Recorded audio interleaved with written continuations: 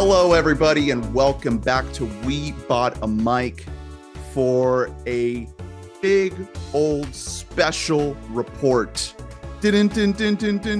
Reporting live from our field agents in New York City, a New York Film Festival special, an awards preview of the Buzzy Ketchup. The bees are buzzing with the ketchup, and they're buzzing to tell us what to watch out for this movie awards season. No one save him. I'm not coming. I started to come in there to bail you out, and I was like, no, I just wanted to see where we're gonna go with this. I thought that was a good intro. I liked it. Welcome to the show, everybody. My name's Ernest. You know what those bees are carrying? What they are buzzing with? They're buzzing because they are laboring. They are overexerting themselves because they're carrying on their backs little gold men that they're trying to give to our favorite people in Hollywood. My name is the busiest bee hunter. Oh, and I'm Drew B. Benson. I was just watching Seinfeld. Drew's back. Woo! On Zoom. We're in a realm-free zone right now. Don't mention the R word or Drew might fade away again. No rings and no powers allowed on this Zoom call. And dragons. No dragons. No houses. Don't even say it. Cum shot. Yes, and we have a guest who I have not ever met before. Actually, I just hopped in the call and we just sort of started all talking. But hey, what's your name? No, I'm just kidding. Hi. We have a very, very special guest from the AOK universe, the Aggressively OK podcast. Welcome, Joseph Salomone. It's good to be here, guys. Thanks for having me. It's oftentimes I'm in the shit lib pool over at the Aggressively OK podcast. So it's nice to be amongst to be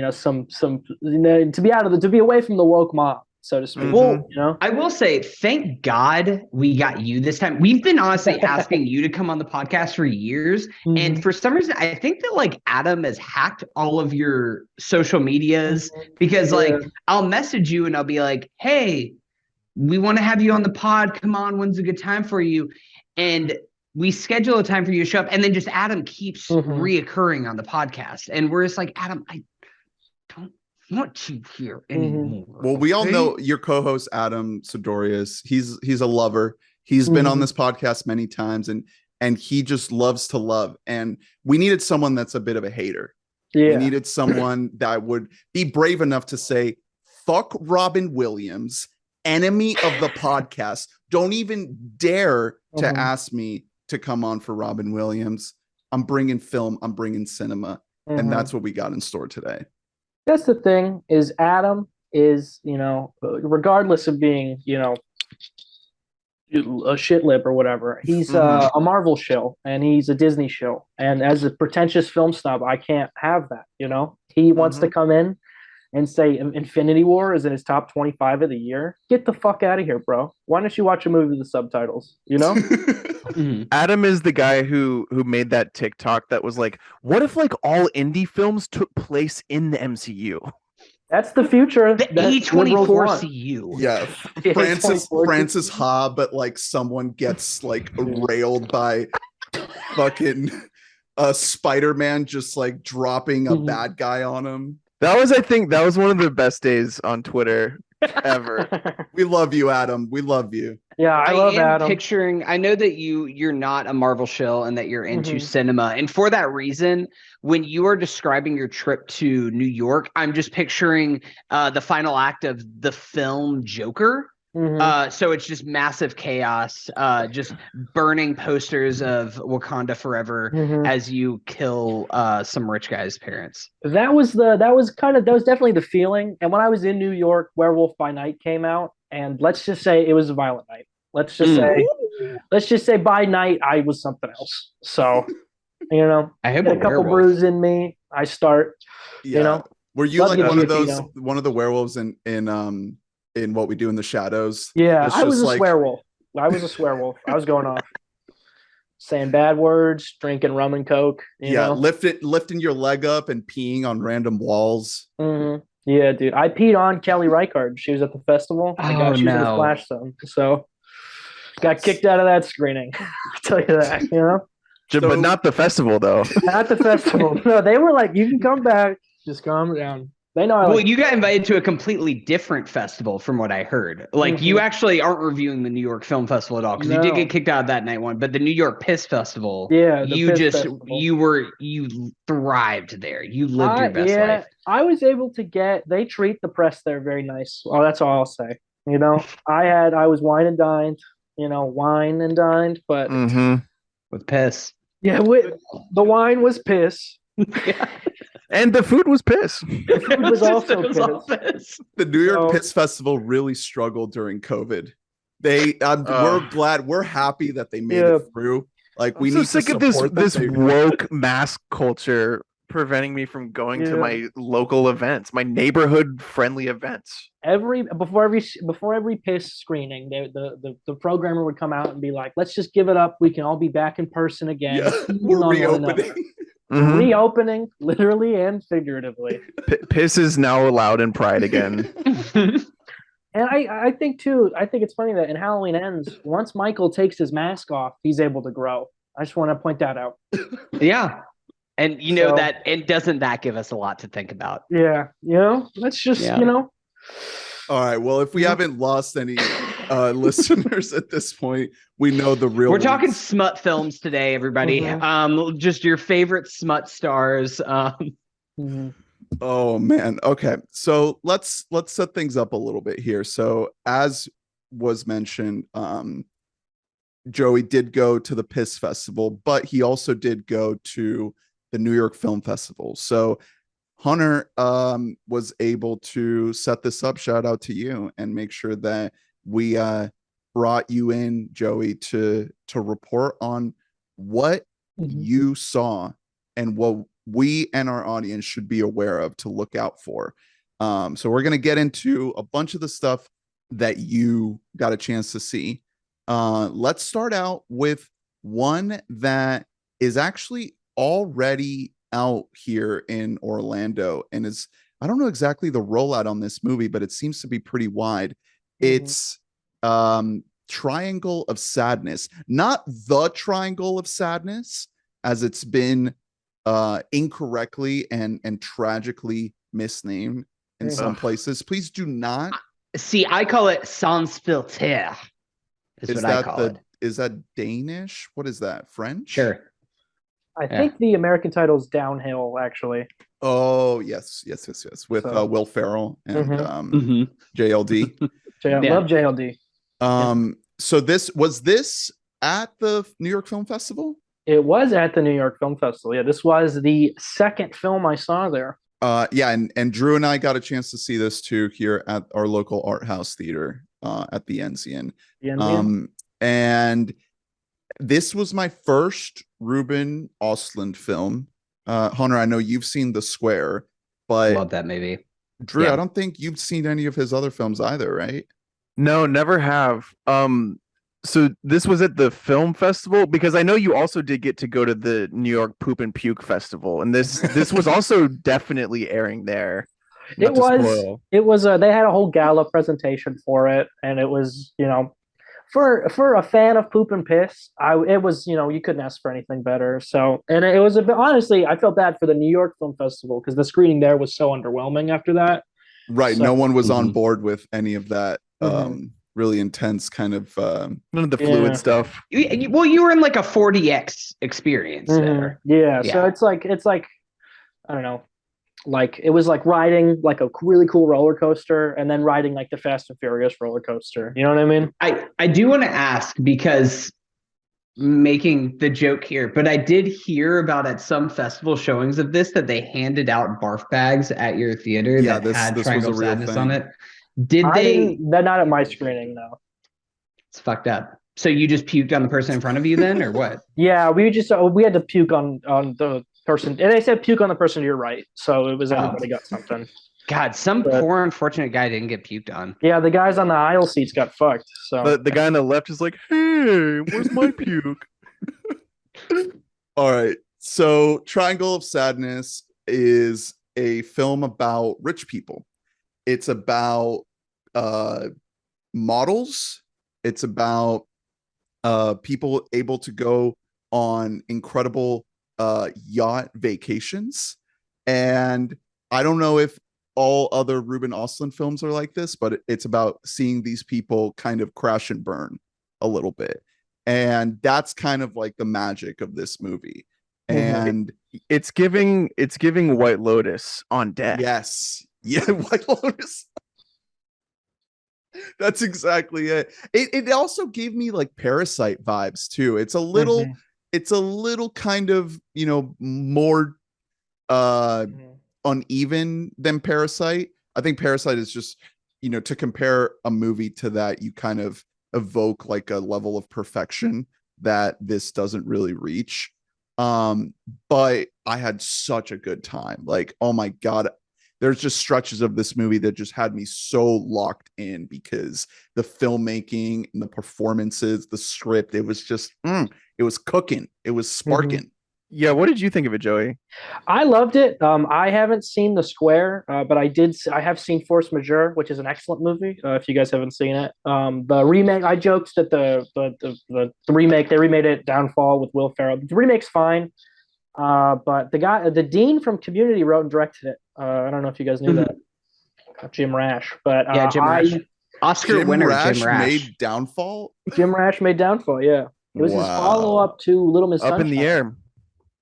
Oh, that's right. Yes. The Descendants. That's what you won an Oscar for. Oh, The Descendants. No, yeah, not Up in Yeah. the Air. The Descendants. That was what him and Nat Faxon.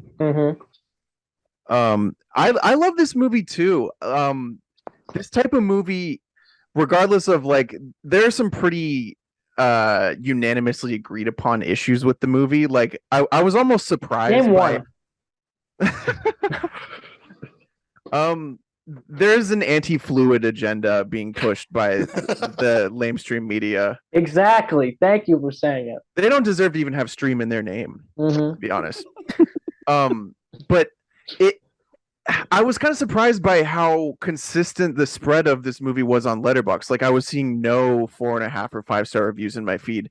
I'm kind of a sucker for this type of movie. It's really uncomfortable, well directed, well written, sort of meandering, and like the pacing is uneven, absolutely. But like, holy smokes, it's just like moment to moment, I'm completely fixated the entire time, and that's sort of like, I value that more than most things when I'm watching a movie. I had such a good time. It's like wildly uncomfortable to watch. Incredible performances. You haven't heard of most of the people because they're dirty Europeans, except for Woody Harrelson. Yeah, who kind of takes over that section. He's the boat captain, and he's like a communist, and he gets to rip. It's fucking great. I'm a big Woody head, so I was very excited to see him. I'm definitely really excited for this movie. From what you guys are describing about kind of the general vibe for it, seems similar to The Square. The Square has a moment that, if you've seen the poster of The Square, then you know the scene that I'm talking about, where a character, like at a very formal fancy dinner, he takes off his shirt and he starts acting like a gorilla, and for like 10 minutes straight he gets on like everybody's tables and starts like ooga booging around and like really like just going full ape. Like, it's weird in like all the best ways. And like, I really, really loved The Square whenever it came out. I think 2017. So I'm definitely excited for this one. I would say that every single scene in the front half of this movie stays on something longer than you think it's gonna. Yeah. You're in an uncomfortable moment and it just will not leave it.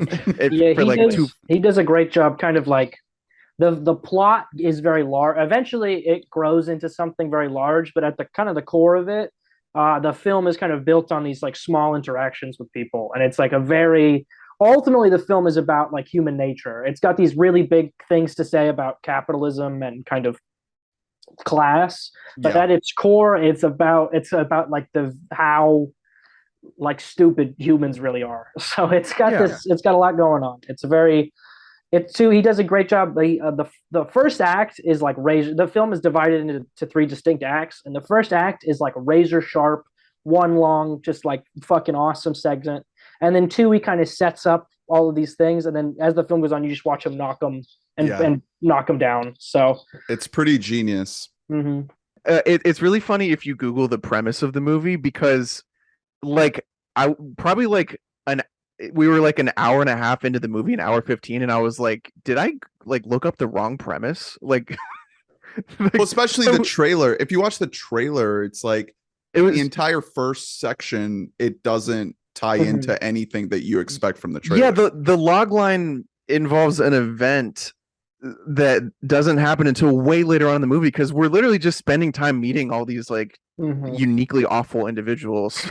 Yeah. Um And some of the criticism that I've seen too is that like when that later stuff starts to happen, it's very heavy-handed. It's kind of like hit you over the head with a sledgehammer type of symbolism Yeah, and definitely. metaphor. And I understand why some people might budge against that if you want something a little bit more subtle, but it's just not that kind of movie. Like, I don't know, just go into it knowing that some of its messaging and themes are gonna be very, very Mhm. like telegraphed and just kind of extremely blatant. That doesn't really necessarily take away from it, I don't think. I think it does a good job of being like, yeah, we're really gonna be very explicit about what we're trying to do here, and still there's gonna be some room for you to think about things and try to interpret them in your brain, because I'm still thinking about that last section a little bit, especially the last few minutes of the movie, because it kind of just ends. There's a moment where the movie just stops and you think any other filmmaker would have ended it like a scene before or a scene after where it ends. And those types of decisions, I think, is what makes it interesting, despite like some of its broader kind of more blatant attempts and successes at this symbolism and this metaphor that it's trying to say about, not just the class divide and all that you mentioned, but also the kind of gender divides too, putting our main two characters, these two models, against each other. We do, as much of an ensemble as we get, we do have this like core duo here of this couple that is sort of dancing around each other the entire movie, and we don't really know how their story is going to end. I thought it was fascinating. I also wanted to shout out the young woman, Charlie B. Dean. She passed away. What? Yeah. Earlier this year, tragically, she had some type of rare disease, I believe. And I had heard that someone had died in this cast, and I wasn't sure if it was actually her. And then later, after the movie was over, I confirmed that it was her, because the entire movie, I'm thinking, I'm going to be so sad if it's her, because she is amazing. Yeah. She's so good in this role. And it's just like, we're never going to see her again. That's so crazy. At the screening, Ruben Ostlund was there, and before the movie started, he came out and he was like, he brought the cast. He had some of the cast with him, and then he was like, and then unfortunately, we'd be remiss if we didn't mention that the actress who plays Yaya has passed away. And then he said, he was like, be sure to watch her performance, because she's actually, if you really watch her, she's doing like really incredible work here. And I think I would echo that sentiment as well. She's really, everyone in the film is really kind of on their A game 100%. I don't really think there's a weakest link in the bunch. I do wish that there's this character that kind of takes over the story in that last third. And I wish that they would have set her up a little bit more. You get like one tiny little bit where you see her just to like clock her in your mind, but we don't really get a real scene with her until that third part of the movie. And I do wish that during that middle chunk where she appears, that we would have gotten a setup to really prep us for how crucial she becomes. Much like Colby in Halloween Kills and ends, man. That's not the only issue with the Corey character. You want there's many issues with that Corey character. Notably, they might be one of the worst actors I've seen in a movie in years. So Excuse me, I'm hearing we are talking Halloween anti-based ends. Halloween ends discourse on the pod. Am I hearing anti-based Halloween discourse? I haven't seen you it yet. absolutely are. 100% you are for me. That movie is awesome. Okay. See, this is I will why I'm let you go to curious about Halloween it. Ends Island. Yeah. You can go there by your damn self. I hope that that's a different island from the poop and piss Triangle of Sadness, though. Damn. I'm gonna spoil Triangle of Sadness for you now. Don't. No. I'm really looking forward to this movie. I probably gonna see it possibly tomorrow. I just haven't. A word of advice: this might not be one for Gaia. You know what's funny? So, whenever this movie was announced, one, I was excited for it because it's Ruben Östlund. It won the Palme d'Or, which, by the way, The Square also won the Palme d'Or. So back-to-back movies by this guy. I think Force Majeure won the Palme d'Or as well. No Did way. it? Oh my god! Yeah, I think he's got really. I believe. I could be wrong, but nobody fact check it. I'm fact checking it right now as we speak. I think you're not correct on that one. It won the Un Certain Regard, which is it's like, I think it's kind of like their it's like a good job award. Yeah, it's a good job. Yeah, you did it. It's like a freaking participation trophy. I think it's often given to like filmmakers like first big hit, like their like announcement to come onto the screen, like the breakout performance or something. So. Yeah, you did. We forgot to mention that we have an award-winning director on the podcast today. Okay, so I did want to ask, because this movie did win the Palme d'Or. Since we are talking about a lot of noisy movies that are going to kind of might be in the zeitgeist for the next few months, do we think that this has any chance at Oscar love? Are we just looking at a foreign nomination, if that? And yeah, probably not really anything else outside of that. Probably just international film, I think. I think that there's a huge love around this movie via the industry, and I think because I know it's still coming out limited, if it gets a bigger kind of release, I could see it maybe not getting like actress, but I could see it getting maybe like a screenplay nomination or something like that. Or director. Do you see Östlund? I was going to say, because there's been a lot of love for a foreign director keeps kind of sneaking into these. There's always one every year. These last couple stealing years. a nom from a fellow American. You know, Denis Villeneuve cannot hear you right now. Yeah, they hate Denis. What are you talking about? He basically is making superhero movies. I mean, come on. Shut the fuck up. He was robbed. So I think 3 thumbs up for Triangle of Sadness. It's like The Lighthouse, where it's like a really thoughtful movie, but then there's also like piss and shit jokes in it. Okay. Absolutely. Okay. Yes. Is it going to be a memeable movie, or will it reach that status if it does? I mean, I don't think it'll be. I don't think it'll reach like fingerling potatoes from Don't Look Up level of meme, but it could get some. There's already the H&M Balenciaga meme. I've seen that one. Yeah. Happy brands and sad brands. H&M. Oh yeah, that is H&M. I wanted to post what I'm gonna post is my big meme for this movie is like, you know, the it's just gonna be a tweet and it's gonna say like Triangle of Sadness 2022 directed by Ruben Östlund, and then it's gonna be that video from Family Guy when he makes them all drink Epicac and everyone's puking. Yeah, but then you have to like warp stabilize the footage so it looks like they're on a boat. Yeah. I had that video on my MySpace when I was 12. Sick. Yeah. That's great. Yeah, that's the big caveat. Be aware there is a big gross out scene. So and it is because I went into it like, oh yeah, that'll be gross, but not that gross. It's really gross. It just keeps going. It had a couple like, oh, and then I got a oh. So I was giggling like a schoolboy watching it. I was having so much fun. Well, the one shot is so gross. It's almost a bummer that there is so much gross out stuff, because whenever this film was first like announced and I was getting excited about it, I renamed our group chat, that's me, Gaia, and our roommate Christine, the Triangle of Sadness. So I'm kind of sad that we probably should not all go see this movie together, but I'll enjoy it in their stead. This isn't one for grandma. It's not. All right, so that's Triangle of and I am Sadness. married to my grandma. Oh, okay.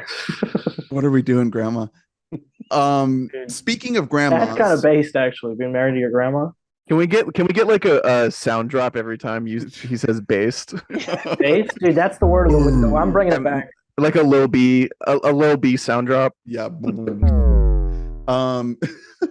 So speaking of bass grandmas, Tar is a movie. Yes. Kate Blanchett, running, capital R running. Tell us about Tar. It's coming out, I think, this weekend as of this recording. I'm really excited for it. The buzz is building up. The bees are buzzing for Tar. What did you think? Maybe lead up to the kind of the vibe at the fest about the hype behind Tar. I went to the press screening for Tar, so I wasn't at the public screening, but it was the longest in New York, yeah, and it was the longest line for a press screening. It was like wrapped around the building twice. I was nervous that I wasn't going to get in. The whole cast and crew was going to be there, so it was a bit of an exciting romp. And then I sat down and watched it. Very long. It's almost 3 hours long. I've never heard of Todd Fields before. I guess he's got 2 other films with some other people in it, but I don't know them, so who cares? But Tar, I heard, Kate Blanchett, love her. Was excited to see it. I watched it. Do you guys want to know what I thought? Please, that's why you're here. No, man. I want you to just describe the setup and then just be like, and that's it. And then the next movie I saw was tune in to AOK to find out. Can you just describe like what the theater was? Are we talking like, was it like 72 degrees in the theater? Was it like 68 degrees in the theater? It was 68. Oh, okay. All right. It's kind of chilly. It's feeling fall up there. Yeah, and there's a tights. I couldn't cross my legs. I had to cross my legs in the seat, so I didn't want to man spread. But no, Tar is excellent. It's a super. I don't think it's really what is being like described, like because I have like friends who are like in a frat, and they're like, "Bro, you gotta let me know how Tar is." And I'm like, I don't know if you guys are really gonna like this one. I don't know if this is really like. No, all their bros are just going to Tar, dude. Like all the bros are going to Tar. Yeah. All the homies are into Lydia Tar. Have you ever been to a frat house lately? Like, it's all Tar is out. It's Lydia Tar. It's just got all the clubs now. Tar fever is taking the nation, but it's because it's being kind of positioned as like Whiplash from the teacher's perspective, and that's not what it's like at all. And the film is a very like mature kind of not a meta. I don't want to be talk kind of pretentiously, but like it's like a portrait. It's like a very unique film, and it's a lot of the film is implied or kind of suggested. The film really doesn't exactly come out and tell you show you its full hand ever. You're kind of to the very end of the movie. You're kind of like it's a very thought-provoking film. Kate Blanchett at the press conference said that it's a film that asks more questions than it answers, and I think that's a very kind of apt way to put it. I think she's a kind of I'm not gonna say she's a shoo-in for Best Actress, but she will be kind of I hear that the lady from Till is supposed to be kind of the new front runner, but I didn't see Till, but from what I've seen, I'd still say Kate Blanchett's probably top dog right now, the film is just it's the second it starts, you can tell you're in very capable hands. And it remains interesting to the very end. And it's a very funny movie. And it kind of tries to capture a very specific kind of corner of life, kind of the high art New Yorker kind of scene. And I thought it did a great job capturing that. And I could see some of the kind of themes being kind of getting some kind of I could see some pushback for some of the themes kind of being read kind of in a bad faith way, but for the most part I thought the film was really, really well done. I really liked it. So she is Kate Blanchett is number 1 on Gold Derby right now. 37-10 odds. So she already has an Oscar though, is the thing. They love her. I know. She's great in this movie. So He's such like a classic Academy actor, though. Like I could see the Academy wanting to give her a second win, and like it. From everything that I've seen, I've heard that she is just absolutely phenomenal, and she would be a very deserving winner. I mean, I've heard it's like her best performance. What do you think about that? Is there any other performance you think matches this, Joey? Well, Kingdom of the Crystal Skull is, I think, Okay. Of course, yeah. Where'd you go, Bernadette? Yeah, Bernadette. Where'd you go, Bernadette? Yeah, of course. Galadriel. Or Ragnarok. You know, I don't know. Oh, If of I could course. top those. I have not seen Blue Jasmine, which is supposed to be her best performance, but Well, that's the one she won for, right? yeah. But I've never seen a Woody Allen movie, and I feel like it'd be weird to start now. You know what I mean? No, you should. It was weird. I did my first ones over the pandemic, and it did feel a little bit dirty watching like just some of like his 70s hits, and I'm like, I feel like I'm not allowed to like these. Have you ever seen his stand-up? Wait, No. Woody Allen has stand-up. Oh yeah, he was a Weird. comedian before he was a filmmaker. It's like pervy. He's talking about like sucking tits and stuff. Like it's like really gross. Dude, the film Manhattan is pervy. The film Manhattan is just No, like, God, my most of his 17-year-old movies- girlfriend. It's like, dog, what is going on here? Oh, the signs are here, and you right in this. Yeah, I will say, he gave I've us all always- the clues. I really want to check out Little Children, his film, because we should say that this is his Todd Field's first film since 2006. Mhm. Like he has been working on a bunch of different stuff. A lot of it fell through, but kind of had this idea for tar brewing in the kitchen for a long time. I've heard that Little Children is a fucked up movie. I've heard that, like that is a very, very dark and like kind of a mean-spirited movie, which I love mean-spirited shit. So like I might be firing that one up before I go see You Tar. said he was brewing tar in his kitchen. Mhm. Yeah. Damn. I'm excited for this one. I'm glad to hear this from you because the first take that I saw was a negative one on Twitter, and so then I could see certain people on Twitter being like kind of trying that's to the thing, reduce Twitter. the film to one kind of 2 or 3 scenes from the movie, trying to kind of reduce it and say that it's all about that. But it's really kind of it's like a true discussion piece. It really doesn't. It kind of smirkingly doesn't have the answers to anything it's talking about either. And I think that's kind of what took me by surprise is how kind of smirking is kind of a good way to put it. How cynical the film really ends up being when you watch it, because it kind of it is presented in this. She's using very flowery language to talk about kind of romantically talk about conducting, but then behind the scenes, the film is actually this kind of that makes me. I didn't know that about his other film. I'd be interested to watch that now because it felt. I don't know. I've never really seen another movie like this. It's a really kind of one of a kind film. That's good to hear. Exciting. I'm loving this because as someone who took this movie in our movie draft thing that we did. That's right. You're So on what Team are Tar. what are we thinking director nomination? I I'm think sure, well yeah. because they were talking about him at the press conference the same way they were talking about what's that lady's Jane Campion, where they're like when they were like because Kate Blanchett was like when Todd Field picks up time. the phone, you say yes. So I could definitely imagine him getting cinematography. I'd be very happy to see get a nomination. And then Blanchett. Yeah. Blanchett definitely will be nominated. I could see getting a picture nomination as well, and the score too. The score is excellent. So I think it's all around. This film is a banger. If you guys are like looking forward at the year and you're like, I don't know if there's many bangers coming. Tar is coming. Tar's coming. I'm really excited to hear that. I'm excited to know that like it might. I mean, the thing to keep in mind is that the Best Picture now. It's 10 films. Like they got to get to 10. It's not doing the thing like we did before where it's like could be 5, could be 10, depends on how many people are getting this. We're getting to 10 films. And because that opens up the doorway for films like Tar that are a little bit more like noisy at festivals to kind of sneak in there. It also opens up the space for like Black Adam, Top Gun Maverick. Black Adam. Hierarchy of Power. Morbius. So you Halloween mentioned Ends. you mentioned because Evil dies tonight. Evil does die tonight. Yes, I have confirmed this. So you mentioned Till, Joey. So looking at Gold Derby right now, like I said, Kate Blanchett is number 1. Then we have Michelle Yeoh for Everything Everywhere. Michelle Williams for The Fabelmans is number 3, which is a whole thing that we'll get into at a later time, that once we actually see The Fabelmans, that Michelle Williams is in this category and not supporting. And then at number 4, we have Danielle Deadwyler for Till. So I have seen Till. Danielle Deadwyler is also capital R running for an Oscar. Till is the story of Emmett Till.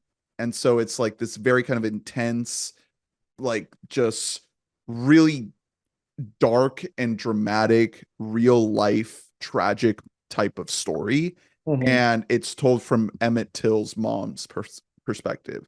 So that's who she's playing. And she's carrying the dread and the sadness completely in this performance. And I didn't like love the movie. I wasn't kind of head over heels over it. It makes some of the mistakes that I was worried that it would, but it also surprised me a little bit. And it was mostly because of her performance and just her ability to do the showy Oscar baity type of performance, but also do it in a way that like feels like it's true to what this real woman must have felt in such a deeply traumatic circumstance.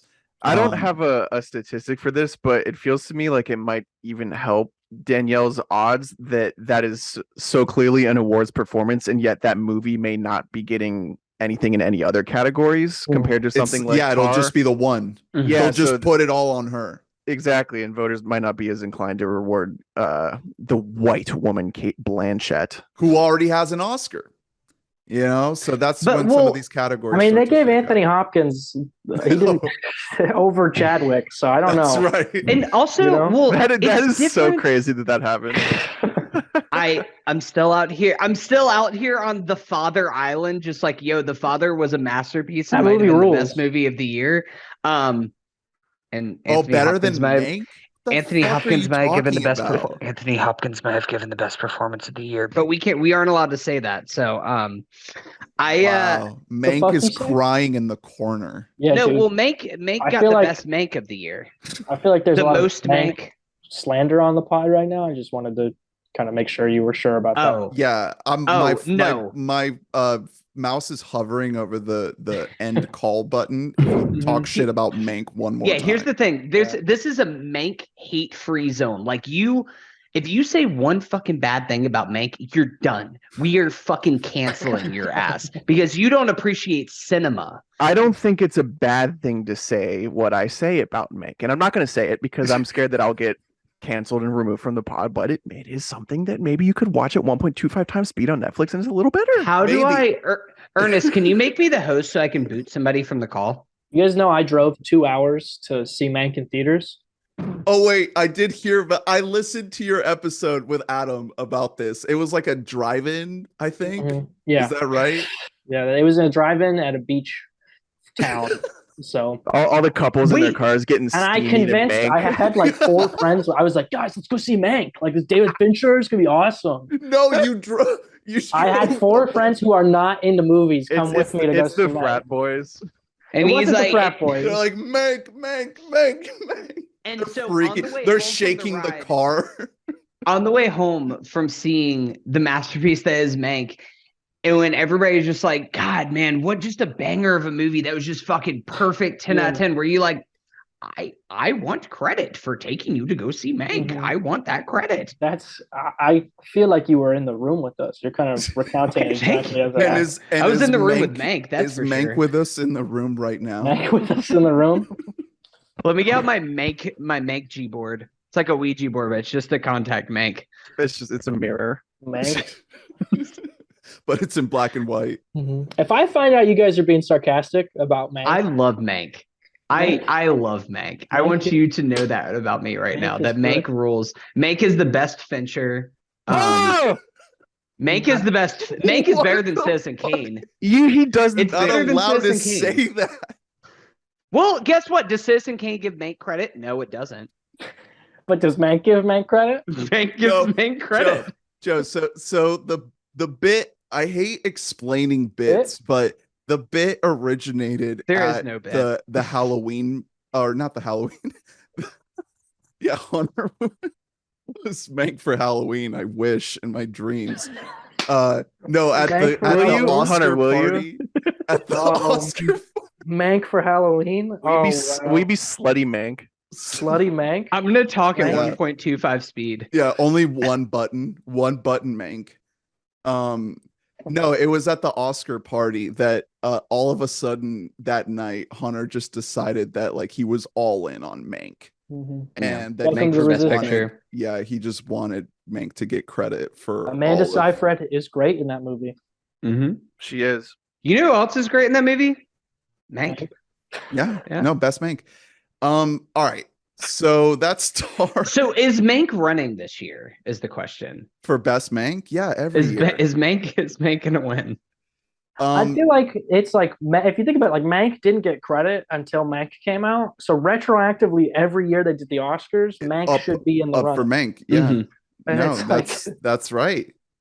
It's like the apparently the woke liberals just that's just right over their head. You know? It's just like Yeah. it's just like on Jimmy Kimmel where he keeps bumping Matt Damon because they don't have time. It's the same thing. Like Mank just does not win, just does not get credit. Yeah, It's fucking. They keep reinventing the Oscars. They're cutting categories from the broadcast, including best Mank. Otherwise, we'd see it there. and it's like they're alienating the audience they already have. You know. Exactly. Yeah, you aren't bringing in Mank haters. They were never going to tune in to begin with, idiots. And like, why would you want Mank haters? You know, it's like are you guys trying to get like skinheads to listen to this podcast? That's Listen, the only people who hate Mank. Yeah, it's That's it. You know what? People who hate Mank, what that makes me want to do? It makes me want to like think that it's time for an Armageddon of sorts. Oh, there we go. Funny you mentioned that. I saw the James Gray film Armageddon Time. Oh my God! Wait, there was a movie called Armageddon Time. What a crazy setup! And they play the just song very in the naturally movie. had. So okay, Joe. So I want you to kind of put into perspective all the movies that you saw at this festival because I'm looking at the list and it's a lot, and we obviously don't have time to get into all of them. It sounded like you were really high on Tar. I know for a fact that Bones and All is one that we have to save a little time for you to pop off. But is Armageddon Time up there with the best of the fest? Are there any other ones that are kind of like clamoring for some type of top spot if you're thinking about all these movies in the ranking? Like, how are you feeling when you're tiering these movies? When I'm tiering the movies, Armageddon Time is not the top. There's a couple I like more. I think there's probably 3 or 4 that I like more than I like Armageddon Time, but Armageddon Time is still an excellent film. I'm big. I got the hiccups. Blacked out for a second. But I love James Gray. I love Ad Astra. If you guys hate Ad Astra, I leave the call right now. I like Ad Astra. Ad Astra rules. Yeah, we were fans of that. Lost City of Z absolutely rules. Those are the only 2 I've seen. Big James Gray fan. But I could have. I'll say this. I was on the phone with my friend, and then because I was outside the screening, and then the back door to the building opens, and James Gray and Jeremy Strong walked out. Oh, and I was like, I could ask them for a picture, and I walked up to him, and I got really nervous, and I was like, I'm gonna walk away now, and I walked. So I fumbled the bag. I could have gotten a James Gray, Kendall Roy. Were they talking to people? Were people there? No, no one was there. You're just all alone. Just alone. Man. Yeah, wasn't like a crowd of people or anything. They were just alone. He had a cool suit on. So. Oh my God! How much money would it take for you to go up to Jeremy Strong and refer to him as Kendall Roy? That's what I would have just been like, "What's up, Kendall?" Like I would have been. He would hate that. I wanted you to go to Jeremy Strong and talk to him about his process. No, yeah, you should go up and be like, "Hey, I just want you to know I stand with you against the evil New Yorker profile." Yeah, yeah, I do. Aaron Sorkin has no clue what he's talking about. No, I asked him about Serenity. I said, "How did you play the rules? How do you do that?" Oh my God! I forgot. Have you guys seen Serenity? No, but I know he. I do know he plays the rules. You know he plays the rules. I know enough to know he plays the rules. Armageddon Time. He plays James Gray's father, and he's excellent in the film. The film is a really good movie. It's like a very clear kind of once you see what the film is, you're like, all right, I see you, James. I see what you're going for. And I talk about this all the time on AOK. So if you're a bleed over listener, sorry, but every director now is kind of doing their nostalgic childhood movie, kind of how Yeah. their childhood kind of reflects today's times. You know what I mean? Roma. Yeah, their Roma, their wildlife, their fucking Empire Fight, their What was the one last year that was Belfast. the Kenneth Branagh, Yeah. Belfast, which Kenneth Branagh just loves the movies, the drastic light. levels of quality, and Yeah. usually a lot of them are like, my guy, just go to therapy. I don't need you to air out your dirty laundry for me. Like therapy, it's just right there, $20 copay, and like there you go. You can go as much as you want. I know you have the money for it. I will say, I heard that this is Oscar baity. I'm curious to know what you think as far as like awards contention, because James Gray historically has not been an awards guy. I think if he was ever an awards guy, it would be this movie, just because it's a very mature film from him, and it is kind of there's parts of it that I felt were a bit like Anthony Hopkins is in the film, and he's a bit like it felt like he would do a take and then James Gray was like, that was great, and then they'd move on because he's kind of just doing his Anthony Hopkins thing, but he's still excellent in the film. But the biggest problem I have with the movie is that the main character is a kid, and I notoriously hate kids in film. So I was just like, get this fucking guy off the screen. But it does a really nice job kind of capturing the New York of the time. The production design is really solid. The score is good. It's well shot. So I think if they were to go all in on a movie, I think that this would be one of them. And also politically, I think it would kind of fall in line with kind of the times of what people are what kind of the Oscar voters seem to kind of be in kind of their mode of thought.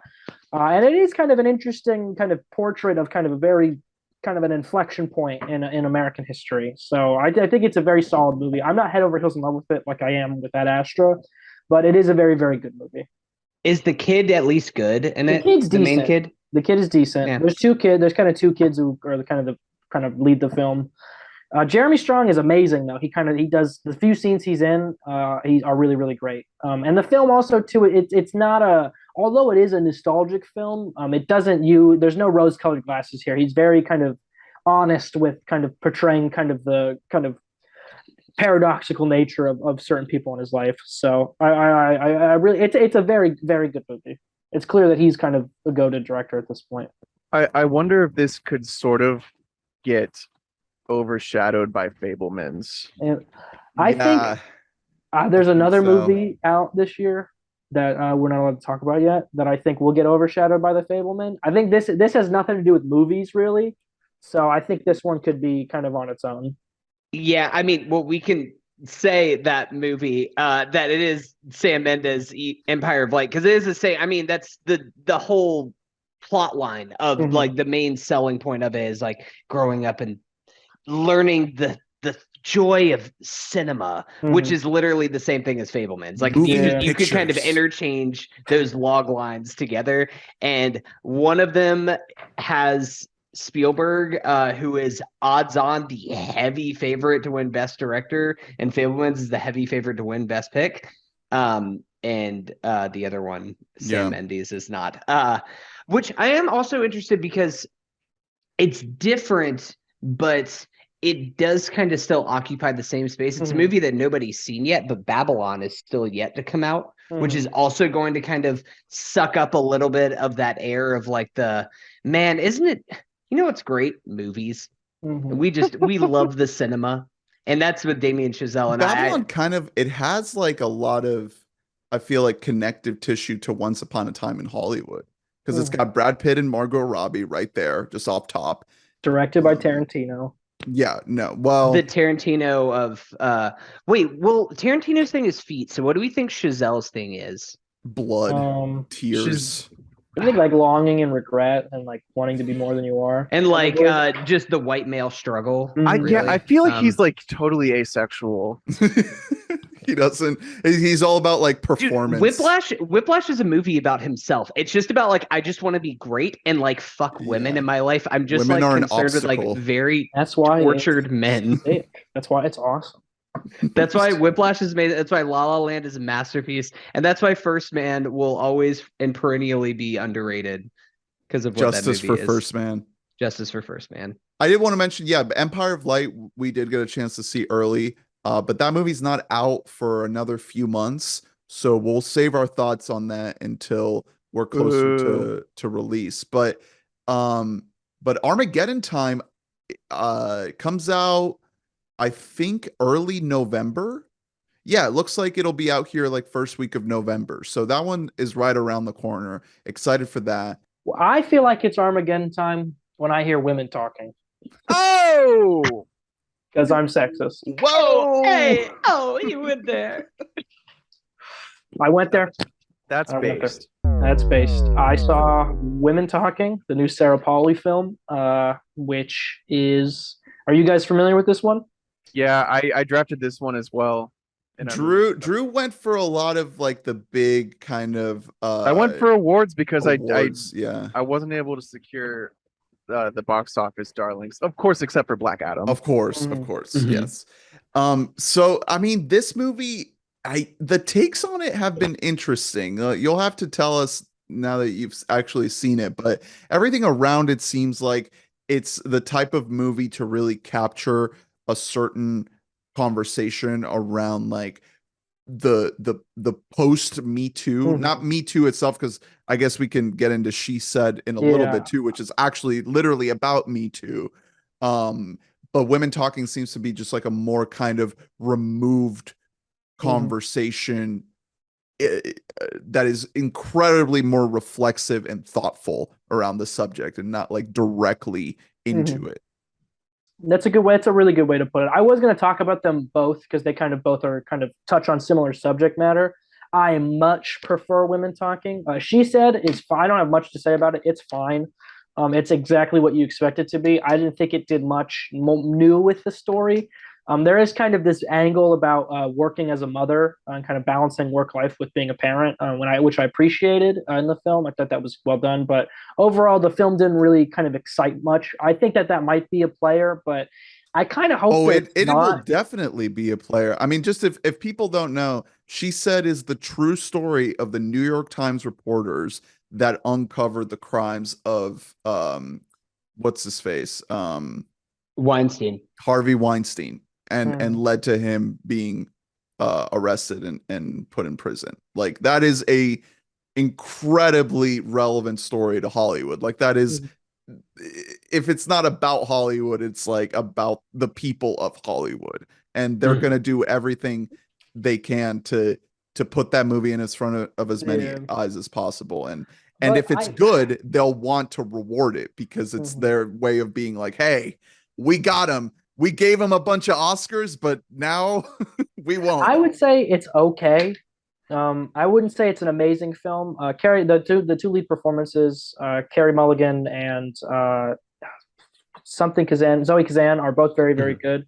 The film as a whole, I wasn't too impressed with. I'd much prefer what you're talking about, that kind of post Me Too attention to be on Women Talking, which I feel is like a real, like if we want to talk about, kind of the post Me Too era, this is like the film that we should be championing. I really love the film. I think I hope they embrace it and everybody gets that, because I think the performances from Rooney Mara, Jessie Buckley, and Claire Foy are more than deserving. Especially Jessie Buckley, I would be thrilled if she got a nomination. She's really excellent in this movie. It's a big ensemble. Yeah, it's a huge ensemble. Frances McDormand is not in it very much, so don't expect a lot from her. But the film is a really, really well done movie.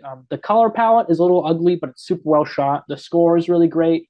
I think this is kind of, unless there's something big I'm forgetting about, I would say this is kind of a shoo-in for Best Adapted Screenplay, because it's that's the main thing, is the dialogue in this movie. The conversations that are had in this movie are really genuinely impactful, and they're really thoughtful, and they're really, it's not, in kind of where She Said, I felt was kind of more so kind of just acknowledging kind of the monolithic problem of sexual assault, in kind of the present day. Women Talking really kind of dissects it and at times has the uncomfortable conversations about it. Kind of where do we go from here? If we've won the battle, what do we do next? And I thought that especially coming from a director as skilled as Sarah Polley, I was thrilled watching it. So I was a big fan of this one. So, and She Said is a good movie. I didn't love it.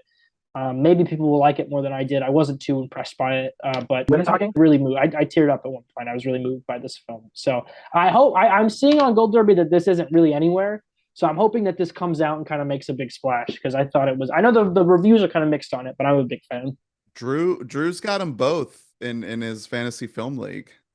So Listen, Drew just he loves these little awards, darlings. I will say, I'm a fucking ally, Hunter. Yeah, you're That's an the ally. word you're looking for. I didn't want to say it. I didn't want to give you too much credit here. well, Hunter's an ally. Hunter's an ally to the way of water. So let's not get it. Okay. twisted, So, okay? oh, cool. So you don't like 70% of Earth? Okay, cool beans, dude. And Rising, I should say. I saw Amsterdam immediately after Women Talking, so I just undid all of my allyship. Yeah, you just actually regressed 100 years. Yeah. Nice little palate cleanser. I will say real quick, one thing about Women Talking. I don't see this anywhere, but if I was a betting man, which I am, I would say that Women Talking is my pick for best ensemble at the SAG. This feels like almost kind of like a lock that it definitely should win. If it isn't going to win a bunch of Oscars, this just kind of seems, and you can confirm this, but this kind of seems like an actor showcase type of movie. And I've heard also great things about Judith Ivey, who's like a relative unknown in this movie. So I wouldn't be surprised if this movie does at least kind of.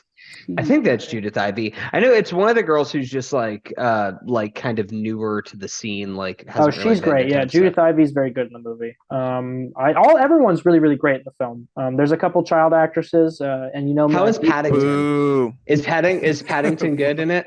Paddington, I think Ben Whishaw. Ben Whishaw, I think could get a supporting actor nomination. He's got a big monologue. How Academy would it be for the only acting nomination to go to Ben Whishaw and Women Talking? Dude, that's how I felt walking out. I was Academy shit of all time. Yeah, I walked out of the movie and I was like, I kind of want Ben Whishaw to get a nomination for that scene. So, and he played. I mean, no spoilers, but he plays like the good man. So it's like, well, he is a good man. He's also a good bear. So I'm glad that he's not like the rapist. So yeah, that's good. I want to talk about Amsterdam really quick, because it's getting there's already some fun discourse. Did you see Amsterdam? Oh my god! Oh! I didn't know that anyone saw Amsterdam. I thought that movie was already gone. Like I thought it evaporated as soon as it was released. Did Drew see Amsterdam? Oh hell no! Oh, that's I'm the only one who saw it in the chat. Okay. I think it's a shoo-in for coolest poster though. Yeah, for sure. What even is going on with that squiggly thing? So I don't like David O. Russell. American Hustle is a movie that I've seen. That's it. It's a movie that I've seen. Don't ask me one plot detail about it. Because I'm like, was Christian Bale in that movie? Terrible SEO for Amsterdam. Call your movie Canterbury Glass like it was supposed to be called. I had no clue why it was supposed to be called that either. Well, that's a more SEO friendly title. I don't want to search Amsterdam and then be like, oh, wait, what was I looking at? These are pretty that pictures. Movie, not to make this an Amsterdam pod, but that movie is probably the worst advertised film I've seen in a while. Because do you guys know what the movie is about? A huge political event that everybody knows about, and they don't talk about it at all. What the fuck? Yeah, it's about. Do you want me to spoil what the film is about? It. And if you guys don't know, I'm not seeing this movie. It's about the coup, the Nazi coup against FDR, which was a big deal. And they don't. It's a Nazi movie. They don't talk about how this movie is a Nazi movie. They didn't know how to promote it. They didn't want to put that in the marketing. That's why all the trailers. Lib media. You know the backlash that could get. It's so crazy because like going into the award season, you could have seen this movie being like one of the biggest awards players. It's got a heavy hitter cast. I mean, just one of the most stacked casts, like Christian Bale, Margot Robbie, John David Washington. Like it's just insane, and it's just a total just dead on arrival movie. Like it is. I drafted it in my fantasy film league as like my hopeful kind of big awards player, and I'm fucked. Like, I am not gonna Dude, get well, anything from this one. let's just Wait, say this movie cost $80 million. What is it doing at the box office right now? Oh, okay. It's at 18. That's honestly better than I thought that was. It still has not made back a quarter of its budget. There yet. was a very short clip of it going around on Twitter that looked horrific. that's the second scene of the movie. Oh, Nice. the shooting fantasy. That's the end of the movie. That's the very end. Of the Oh, film. oh, so you're talking about the Taylor Swift? I'm talking about the Taylor Swift thing. Yeah. Yeah, that was really. Let's just funny. say when I sat down in Amsterdam, I almost made the decision to leave. Oh man, these Almost. segues Not are quite. just Almost, I did stick perfect. around for it, but I saw Decision to Leave, the Park Chan-wook film. It's. Did you leave? I did not leave. I stayed the whole Oh, time. okay, And cool. I shed a tear. I was like, "Oh, Wow. that's I'm the best very- review of this movie." Oh, I'm very excited for this movie. excellent film. I'm hearing If great you like things. Park, you'll love the film. It's Oh, nothing yeah. like his other movies at all, but it's just as well done. Really well crafted. The ending is kind of one for the ages. I think it's kind of the ultimate end to this story. I really loved it. It's a film that like reveals itself to you as it goes along. You're not sure what you're watching until you see the whole picture. You're not sure what you were seeing, and then you're like, "You son of a bitch, Park! I can't believe you did that to me." So, really, really great movie. I definitely think this is probably. I didn't see it in the festival. I saw All Quiet on the Western Front as well. I think those are the two that are kind of going to duke it out for foreign film this year. Gotcha. I prefer Decision to Leave over All Quiet. All Quiet is kind of a greatest hits of World War II movie or World War One movies. Well, it's a remake of the second movie to ever win Best Picture, Yeah, the so, 1930s film. mhm. You watched that then, Hunter? Yeah. Yeah. No, I've seen the original. The original All Quiet on the Western Front is actually like kind of amazing. It's like a movie about PTSD in the 1930s. Mhm. So it's like, oh man, like nobody even knew what this thing was, and this is Yeah, about it's like just the a trauma guy of being war. like, "Yeah, sometimes when I have a bad dream, I hit my wife." Yeah. If you say that now, the liberal media goes crazy. You know? Jesus Christ. That's based. I'm So liberal. you said you wanted to come on the pod and get canceled. I'm assuming that it's just only ever saying comparing everything to liberal media. Just That's how comparing you're it to trying the to get libs. canceled. I'm just trying to Um, fire the libs up. I'll save my cancelable take for the end of the pod. Yeah, save it for the end so we can actually kick It's you. literally we just can going to beat be you like, out of the "I don't call. like minorities." Yeah, I don't, dude, John. I'm not sold on them. You know. You're like, Decision to Leave. Be better if I could understand what they were saying. Yeah. Yeah. I will. I'm really speaking excited in for this. that- I love Park Chan Wook. I'm a huge fan of his movies. Have you seen why don't you Little marry Drummer him? Boy, I have not. the TV series that you made a few years ago? I just found out about it the other day. I made fun of you, but then I was like, "Oh, I'm actually interested in this topic." So but I do. Rosamund Pike's not Rosamund Pike. Florence Pugh's in that, right? Yeah, Yeah, Oh, is that Pew good? Pew Army, rise up. Pew Pew. yeah, like early Pew Pew. Miss Flo Uh, Army. Yeah, Miss Miss Flo Flo. Army. April Spritz Army. Yeah, I haven't seen like any of this guy's stuff. The only one I've seen is Old Boy. And Handmaiden has been on my list forever. Awesome movie. Yeah, I'm gonna see it before Decision to Leave for sure. Yeah, But excellent movie. Definitely go see it. It's like a Hitchcockian thriller, right? That's kind of what I've yeah, heard. that's a good way. It's like a Hitchcock Detective story, mystery. yeah. Mhm. It's a bit honestly, it's a very I'd compare it. It's not tonally like Knives Out, but I would say it's as playful as that movie. Oh, good. okay. That's So, yeah, that's it's great. it's kind of like this could be a weird comparison, but do you know how Yesterday is nothing like Danny Boyle's other movies? Okay. Yeah. That's kind of what that's what this is. This feels like him taking a very different, trying to make a different type of movie. I think that this movie is better than Yesterday, but Yeah, I was So gonna this, say. yeah. So He this, wouldn't want you to call it his Yesterday. yeah. so- Yesterday, the most like Reddit film idea movie Mhm. ever made. What if people woke up and they didn't fucking know about the Beatles? Yo, so I di- would become so rich because I would make all those songs and say that they were my own. Decision to Leave takes place in a universe where nobody remembers who LMFAO is. God, could you imagine just writing Party Rock? That would be God, horrifying, you know?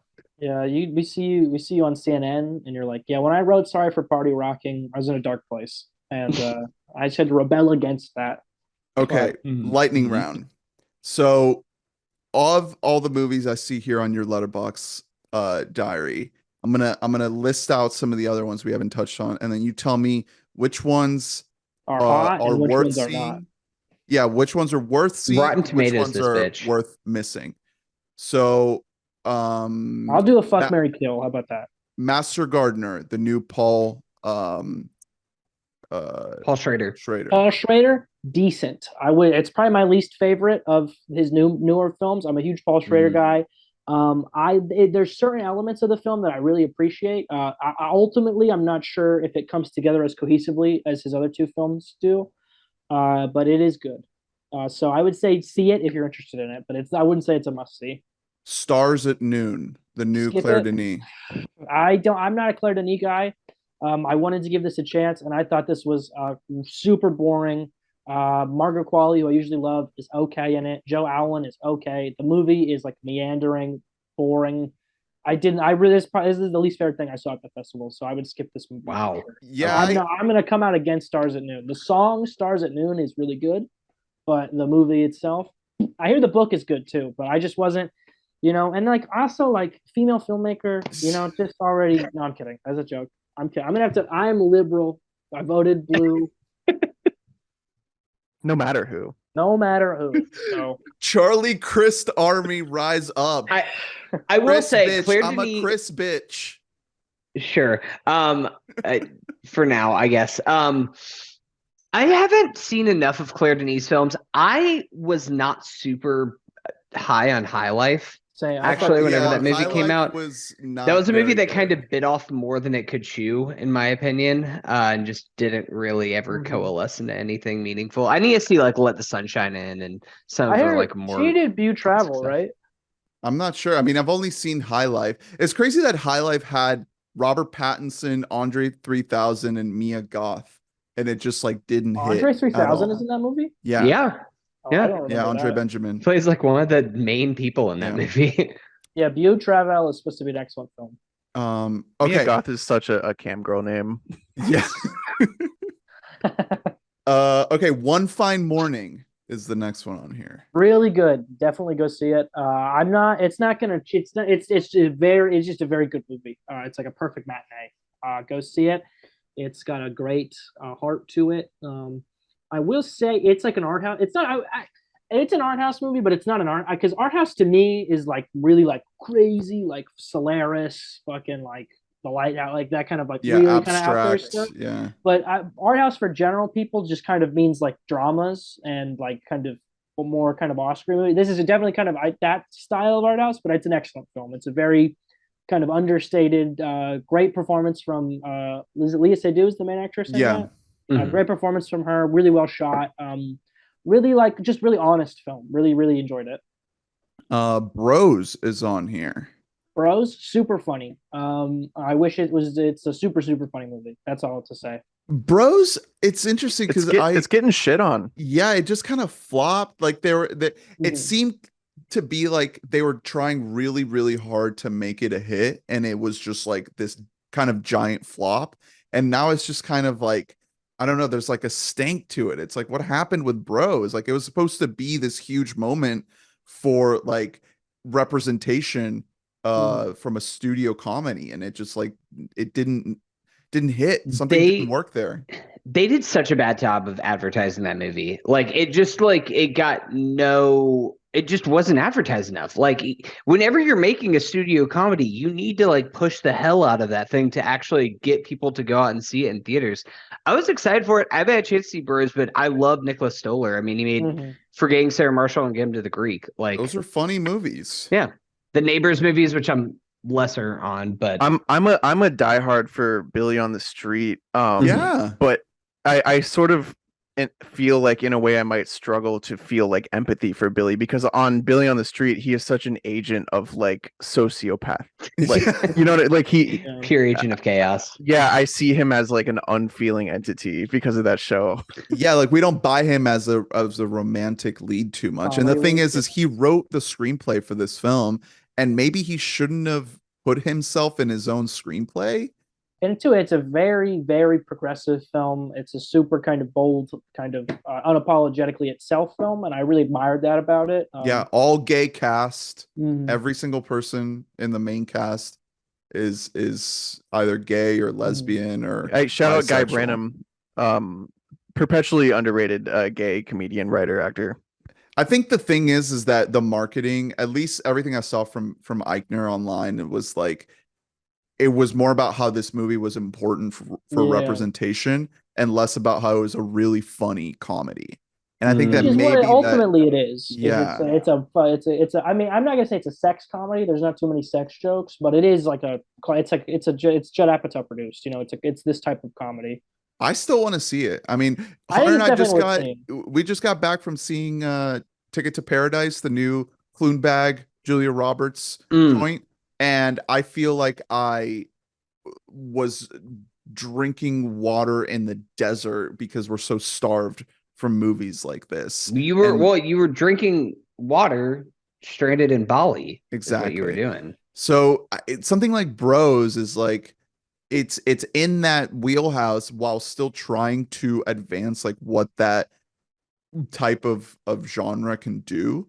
And it sucks that it just like people aren't going to see these movies, and it doesn't bode too well for something like Ticket to Paradise. As much as the audience loved it, I don't know if it's gonna be a hit. I mean, we'll see. All right, next thing on here, Aftersun. A wonderful movie. I hope this is a bigger hit. If this got Oscar buzz, I would be really happy. I doubt it will because it's such a small film. I'd love to see what this director does next. It's a really, really great movie. I definitely see it if you can. It's wonderful. One of the best child performances in years from this movie as well. Paul Mescal too. Yeah, he's excellent in the film. McDreamy from Normal People. Normal People, which I have refused to watch because Adam likes it. Yeah. Well, it's too horny too, and you stay away from horny stuff. I'm You're into anti-horny. pee. Yeah. Like, but it's not a kink. Yeah. It is it's not a sexual. It's purely like utilitarian. It's like I hate it. Well, speaking of horny, let's get to it. The greatest beer run ever. I want to know about Bones and All, because this is one of the biggest, if not the biggest, question mark of not only of all the movies on here that you logged from your travels, but just of the season in general. I don't know if a movie like this can hit with awards, but I fucking love Luca Guadagnino. Timmy. I just can't see myself getting into this premise about a cannibal romance. Like, sell me on it, please, because really I want to watch this movie. The only other movie I saw, Personality Crisis, the Martin Scorsese music doc. It's okay. I don't think it'll get nominated for documentary. It's a decent film. And then I saw the original Candyman at the place I was staying, and that was good. But on to Bones and All. Bones and All is amazing. Bones and All is a 10 out of 10. This movie fucks. It might be too cool for the Academy. I think that there are certain elements of the film that are undeniable, though. I think if we want to talk, I don't know who they'll run, but if Michael Stuhlbarg or Mark Reliance does not get a supporting actor nomination, they can go fuck themselves, because they are both fucking incredible in this movie. Taylor Russell, A Star Is Born. What a performance she gives in this movie. Tim Chalamet might be his best performance. Let's go! I love Calling by Your Name. I love Calling by Your Name. He might be better in that movie, but he's so good in this movie. It's such a weird film, though. That's the thing, is that's what I mean, where it might be too cool for the Academy. I know it seems like a big pick, because I love Luca. I loved A Bigger Splash and Calling by Your Name. I kind of infamously don't really like Suspiria, the remake, at all. I saw that. Whoa. Okay. Let's say I did a double feature when I saw that, and I saw the what's the movie called? Nutcracker: Legend of the Four Realms. I saw that right. How could you forget that? What the And you're like, So- one of these is a horror movie, and it's not the Suspiria Yeah. remake. So I was already kind of in a bad mood going in, and then the Suspiria movie's like 3 hours. I was like, this fucking. It is a long movie. Yeah. It is really long. But God, the Suspiria remake is like it's so like ambitious, and you kind of have to make a movie that is kind of that much like really going for it if you're going to try and remake Dario Argento's masterpiece. Like I'm excited to hear about Taylor Russell though, because I think I was the biggest of the three of us whenever Waves came out. That I love Waves. Was head over heels. That was on my top remember 10. if anybody else loved it. Okay. I love Trey Edward Schultz, and Taylor Russell is the best part about Waves. Like, she is unbelievable in that movie, and she hasn't really done anything since Waves came out in 2019. I know she was in what was that movie? It's one of those like bad what is it? Oh, Escape Room Tournament of Champions. The sequel to Escape Room. That's like the only movie that she's done in between Waves. That sounds like a Tubi original. So because you've seen Bones and all, how much of this movie is based on kind of the behind the scenes of the filming of Call Me by Your Name? And just spending time with Armie Hammer one-on-one. Well, I'll say Tim's character is named Armie, so that's all I gotta say. No, it's not. It is funny. It's very funny that this is the movie that they make after that comes out. It's Taylor Russell though. I'll say when she came out after the movie was over, huge pop. Everybody was jazzed to see her. She's really, really great in this movie. And she's able to hold her own with kind of these really kind of. I mean, Mark Reliance is you can kind of, if you've seen the trailer, which have you guys seen the trailer? No. I have not. No. Don't watch the trailer. It shows way too much. But in the trailer, you can kind of get a sense of what he's cooking. But it's like, you know that Thanos meme where it's like, what was he cooking? That's Mark Reliance and Michael Stuhlbarg in this movie. It's like, what the fuck are they doing in this? What must have they conversations would they have had? These people, it's just a human hands, human limbs. That's what they're cooking. That's what they're cooking. And it's such a great film. I don't think this movie is like anything like what it's being described as. I've seen people compare it to Something Wild, the Jonathan Demme movie. Nothing like that film, aside from a general kind of like they're on the road in that movie. But it's a lot more. I've seen Bonnie and Clyde comparisons. It's somewhat like that, but it's a lot more. It's really its own thing. It's like a fable almost. And so you can't even compare it to Luca's other films, like.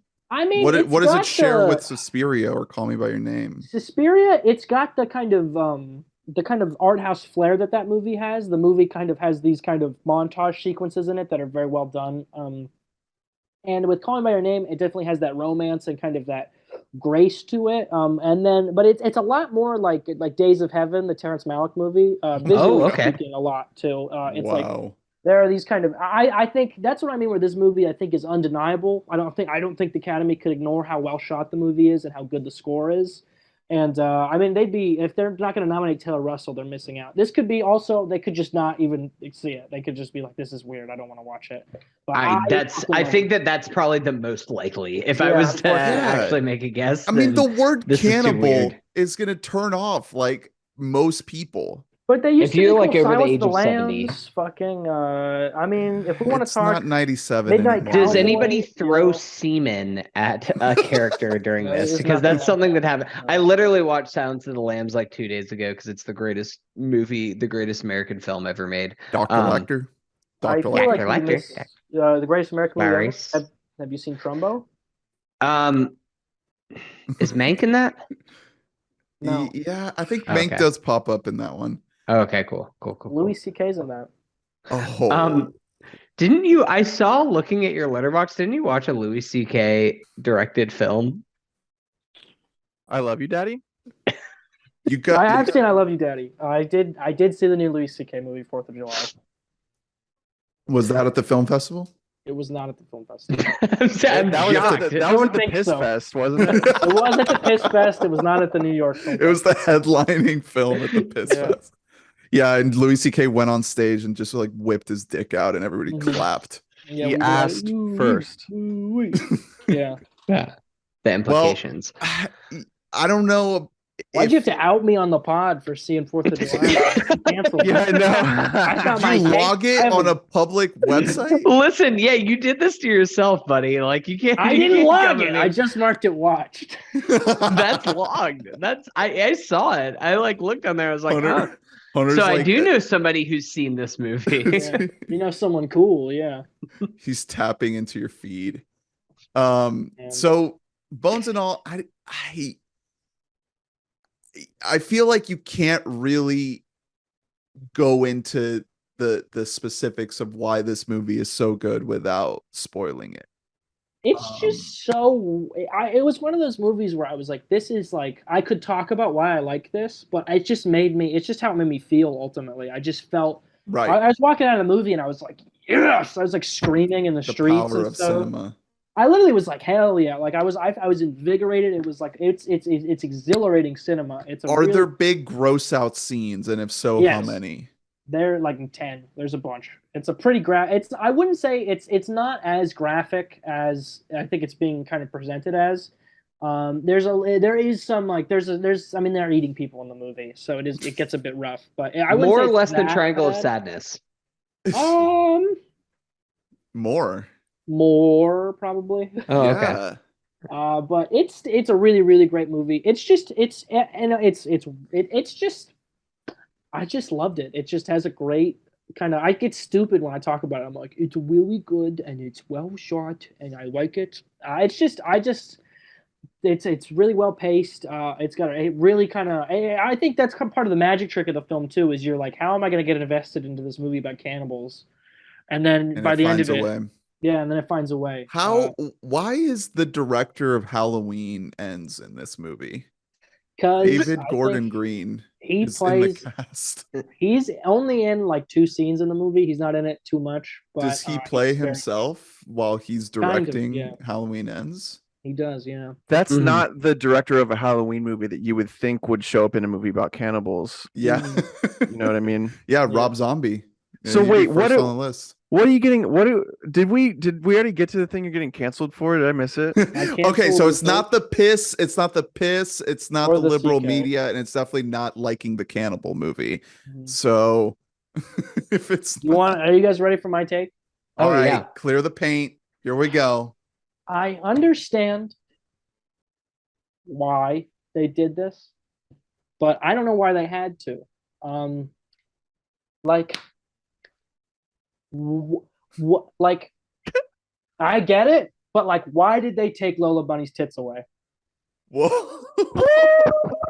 You know what I Okay, mean? so you're Thank you, specifically thank you. referring to Space Jam 2 Mhm. A New Legacy. I so- understand because it's like her character was originally just like a sexual object for bugs.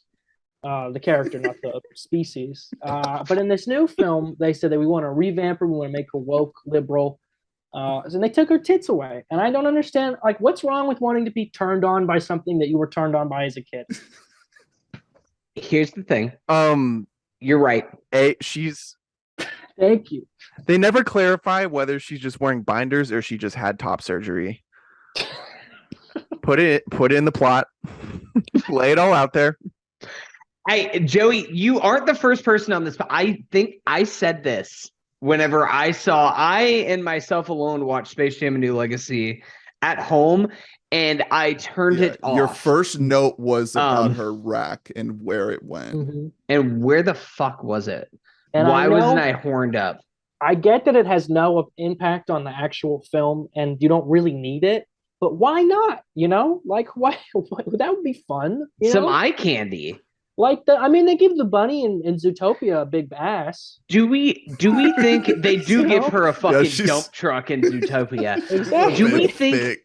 Do we think that it's actually this has to do with the rise of furry culture, that they were worried about, like, we can't fetishize this rabbit too much because otherwise, like, we're gonna have like a Pee Wee Herman situation. People are just gonna be jerking off in theaters or across the country, or what? That's the future that I want.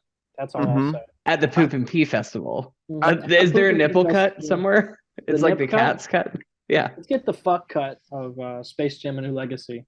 I think, yeah, if it's an issue of like, you know, the fact that we're objectifying the woman rabbit, I think we should go in the other direction and simply also objectify Bugs Bunny. Yeah, why doesn't Bugs should have like a massive cock? Give him a Why isn't fucking Bugs cock. Why don't whenever Bugs does like a 360 slam, you just see like a little like log just hanging His out the dick bottom fucking of their hanging out of it? shorts. You kidding me? And then he looks at the camera and he's like, "Meh," and then he like moves on his day, you know? Yeah. He's like, being a rabbit. Or so, I don't know. He makes a sex joke, gets a fist bump from LeBron. LeBron's Yeah, like, it's I like, thought I you was know. big. And he gives him a fist bump, you know? Yeah, he's just like, well, why do you think they say you think they say fucking like rabbits? Mm-hmm. And then Yeah. you're like, oh, okay, all right. LeBron And then Bugs the- He's Bunny laying sexy. pipe. That's why. Okay. And then the guy from Clockwork Orange is like, I'm here too. That's what I mean. You're gonna put the Clockwork Orange guy in the movie, and you're gonna take away Lola's tits? Are you kidding me? Mm-hmm. He Do would you love think- that. He would love those. Do you think that's why that they specifically had to make sure it should have tits because Clockwork Orange Yeah, Man they was were- in this movie? That it was things were gonna take a dark turn Those are like if the he saw protocols for the movie. sexy.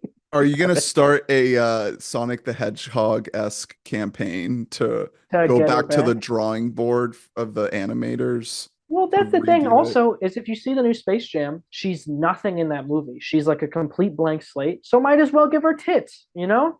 She is voiced by Zendaya, so maybe she had some type of I'm gonna get in input trouble for this. I said I wanted to come on here to get canceled, and I think I achieved that. Yeah, you might So- get this whole podcast and everyone associated with it canceled too, which I might need benefit you- don't- everyone's lives. Yeah. Honestly, Don't yell at us. Go directly to Joey on Twitter.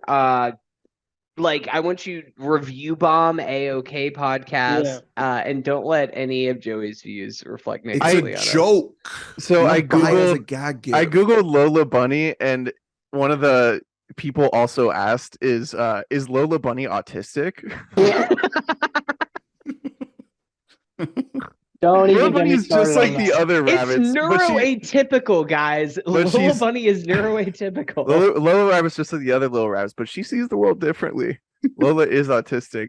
This means that sometimes Lola becomes afraid and upset when she hears loud noises. The tits are the last thing she's thinking about. Dude. The has source sensory is problems. You are, Drew. You're so. If you just Google Lola Bunny, that's the second thing. Yeah. It's right there. If you just Google Lola Bunny, is Lola Bunny sexualized? Is Lola Bunny autistic? You can rest assured though, Joey, that your dream does live on if you want to get on like DeviantArt or something. Wait, guys, hold on. I found another little bit about Lola Bunny. According to Thrillist.com, for why are Lola rabbits attracted?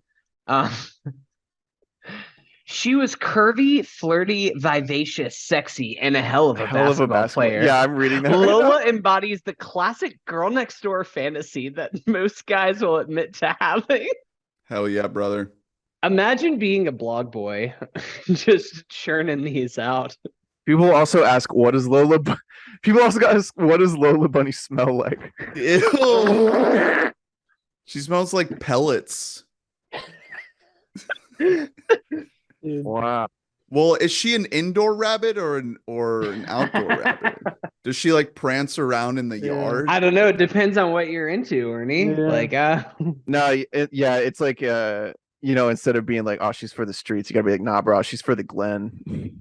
All right. I would Well, just like to thanks, say- Joey, for such a brave.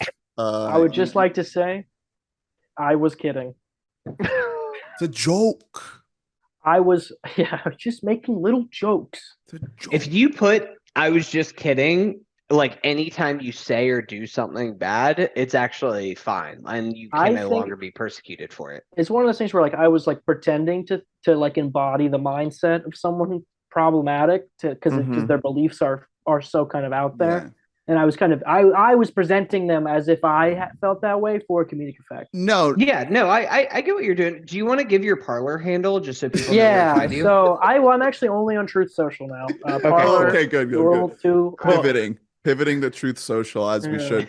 Well, I mean, no, you keep us on our toes because here we are, on year 5 of this podcast, thinking that we're hot shit, thinking that we got a YouTube channel, we got a website, We can got just say anything. we got press access, and you make sure that the real ones are the ones that stay.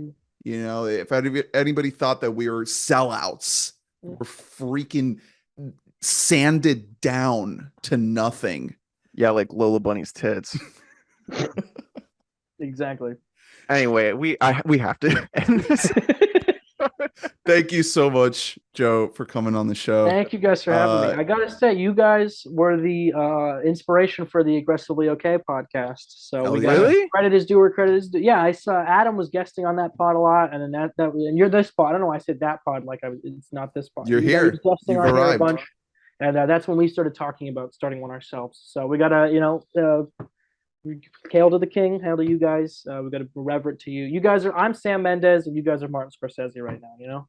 Well, we're so happy to have had you on. It's been too long, and we love coming on to your show too, and talking the shit. But we needed you to come in here and just like to shake us back to life a little bit, because you can't let your fellow podcasters get complacent. Okay. You gotta make sure that everybody stays up on their tippy toes in this business. So thank you. Before you go, just because we didn't have you on for Robin, what is your favorite Robin Williams movie? And what's your take? Do you really hate the guy? Is he really the enemy of the podcast? Because we're in the middle of this Robin series. Well, I heard. It's been a doozy. I know that there's beef going on between you guys.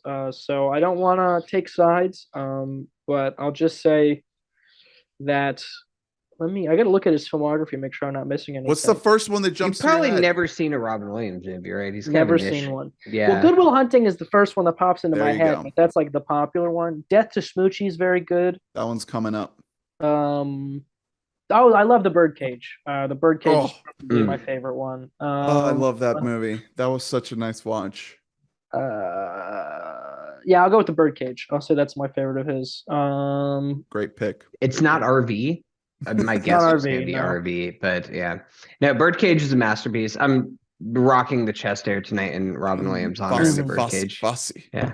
Keep it yourself. All right, Joe, what you want to plug? I know we mentioned that you are a Palme d'Or winner for the film Spike. So tell the people where they can watch your award-winning films and listen to if you go talk to about movies. Aggressively Okay Productions, you can see the short films we've got. Also, I want to shout out Spike himself, Lost in Vienna, made a film called George's Body over in London where he lives because he's a classically trained actor. And it's doing very well. It's been getting into some festivals, so that's a very good movie to check it out. I just shot a film a couple weeks ago that should be out later this year, hopefully. So on the lookout for that. A working title, TBA, or 11 to 7 is the title of the film. So we could change it to something else, but I probably won't. I thought it was The Flash. It is The Flash, yeah. Flashpoint. Is it like sort of like a 9 to 5, but for men? It's kind of like it's like, are you ever working a 9 to 5 and then it's like 4:49 and you're like, 10 minutes left in the day, and then you turn and look and Flash is entering the Speed Force? He's always entering the Speed Force at the end of the day on like a Friday evening. And you're like, I'm not getting out of here till 5:45 now, So we all know about that. Put the coffee on, brother. Yeah. And if not, find Aggressively Okay podcast. I do it with Adam Sidorius. He's usually the one who keeps my jokes in check, so I appreciate you guys letting me fly off the handle a bit. Adam would probably edit out most of what I said, so let's hope this does okay. And we're letting it fly.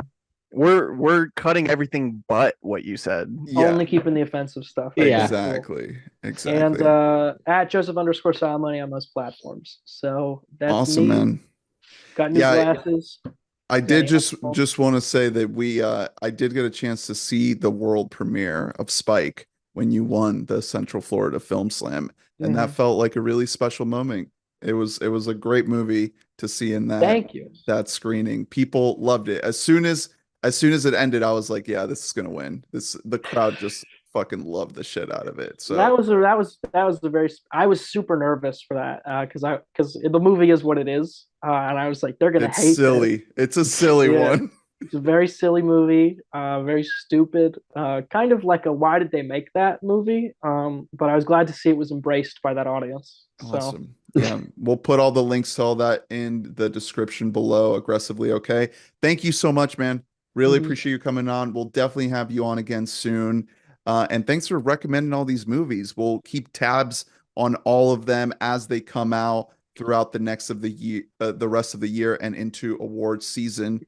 And as far as everything else we got going on, we're getting back into Robin Williams with Bicentennial Man. So stick around for that. And yeah, just riding out the rest of the year, watching more movies, catching up on TV, and getting ready for the big old listomania once we get into 2023. Can you believe it, boys, that the year's almost out? Isn't that fucking fucked up? It's not so fucked up. It's real fucked up. Every day is a day closer to Barbie. So yep. That's Barbie, and Oppenheimer. The countdown. Where's the countdown to Barbie? Countdown to That's Barbie. what I'm asking. Where's the giant countdown to Barbie? I want a countdown to Poor Things. That's what I'm looking forward to. Oh, guys, man, I'm just that's another one I have on my list that is not going to come out this year. Not going to generate any points for my film league. Yeah, it's a bummer. I'm speaking of rabbits, if I can just go back for a second. I am currently looking up. It's recommended Jessica Rabbit, and there's no desexualization that's going to happen for Jessica Rabbit, fortunately for all of us. Jessica Rabbit, kind of the normie pick, but Woof. Listen, okay, I typed in Lola Bunny, and it's like, did you mean Jessica Rabbit? Were you looking for a second Honey, rabbit? we know you're. I think we know what you meant. Thank Can I y'all for say listening. something that will actually get me canceled? What? I've never seen Who Framed Roger Rabbit. Oh, well, that's Me fine. neither. Check it out. Oh, it's a banger. It's a great movie. Maybe we can have you on for that. Thank you all for listeing. Bye. Rate, review, Bye. subscribe, like, and comment. Donate. Thank you, donors, for donating. We'll see you next time. We love you. Bye-bye. Bye.